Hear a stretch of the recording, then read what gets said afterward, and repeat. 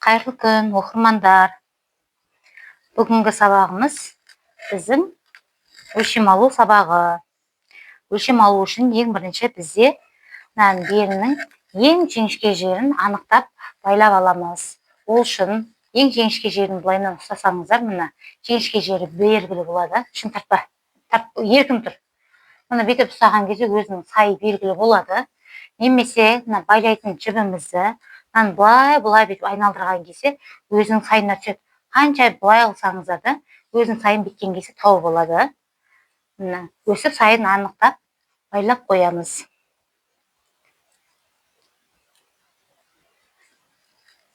Енді біздің өлшем нақты қандай нәрсеге аламыз, соған байланысты өлшемдер жазып аламыз. Бізде енді тек кеудеге жилеттік нені жеңсіз база орнатамыз, тек кеудесіне ғана.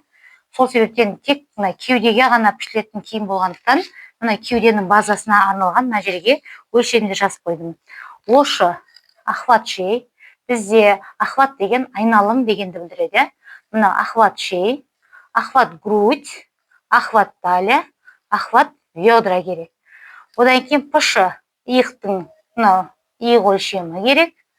Одан кейін ДТП дейді, немесе длина талия дейді. Бұл нені білдіреді? Мойын нүктесінен бастап белдің биіктігін анықтаймыз. Сосын кейін высота грудь дегенді айтады. Ал артындағы осы өлшемді БТС деп айтады. Былай қарай ширина болады. Бізде енді охват дегеннің барлығын С деп жазатын боламын. Себебі С деген О дегенді былай ортасынан бөлгенде С сияқты болады. Сонда СГ, СТ, СП деген сияқты өлшем солай жазылатын болады. Қазір өлшем барысында анықтап түсіндіріп беремін.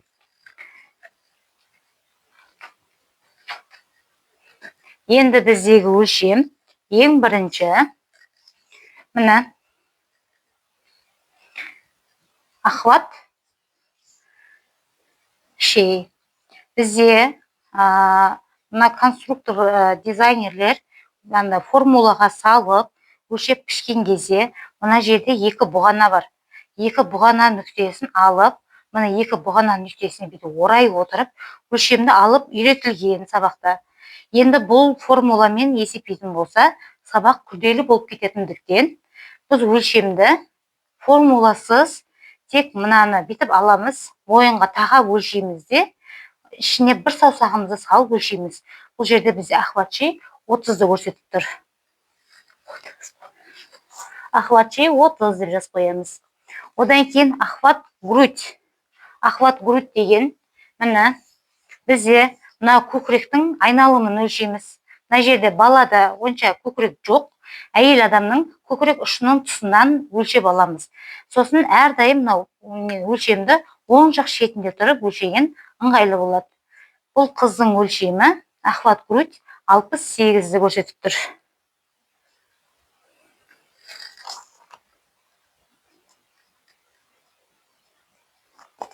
Енді талиясы.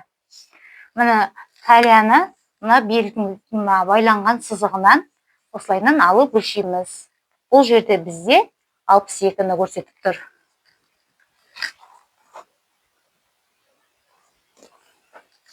Енді бедрасы. Бедраны жас балада алған кезде жанынан қараймыз.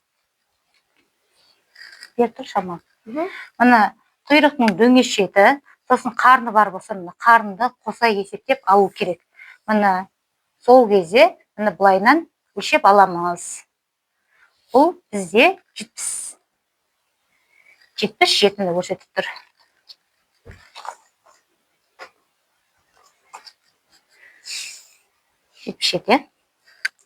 Енді мына жерде мойын біткен жері былайынан көрсетеміз.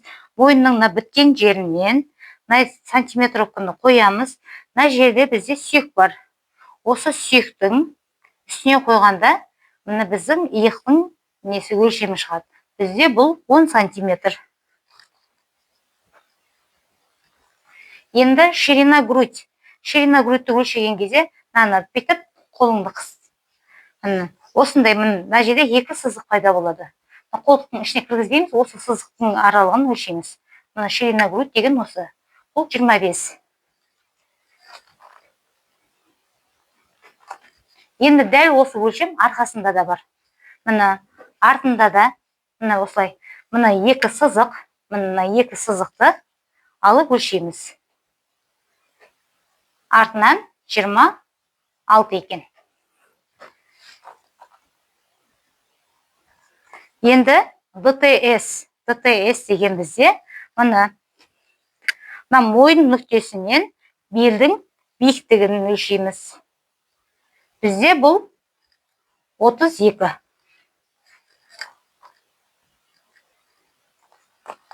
ДТП длина талии впереди дейді. Алдынан алғандағы өлшем. Мына осы кезде көкіректің биіктігін өлшеп кетсек те болады. Мына көкірек ұшы биіктігі дейді. Мына 20, мына осы 33. 20, 33.